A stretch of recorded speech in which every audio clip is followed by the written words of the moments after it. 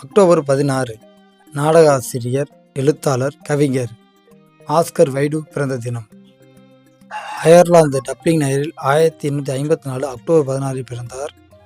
பள்ளி படிப்பை படித்தபோது சமயத்தில் கிரேக்கம் மற்றும் ரோமானிய இலக்கிய தத்துவங்கள் மீது ஆர்வம் ஏற்பட்டது.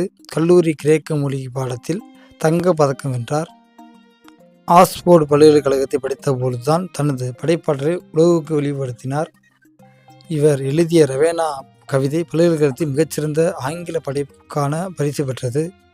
விற்பனை சரிந்திருந்த லேடிஸ் பர்த் மகளிர் இதழின் ஆசிரியராக பொறுப்பேற்ற 2 ஆண்டுகளில் அதன் விற்பனை அதிகரித்து காட்டினார். 1892 இவரது முதல் நாடகம் லேடி விண்டர்மியர் ஸ்பேக் a woman of no importance, an ideal husband, the importance of being பெர்னால்ட் ஆகிய இவரது தலைசிறந்த நாடகங்களாக போற்றப்படுகிறது. சிறைவாசகங்களை சித்தரிக்கும் தி ஃபால்ட் ஆஃப் ரெடிங்கோல் கவிதை இவர் கவிதைக்கு ஒரு சான்று.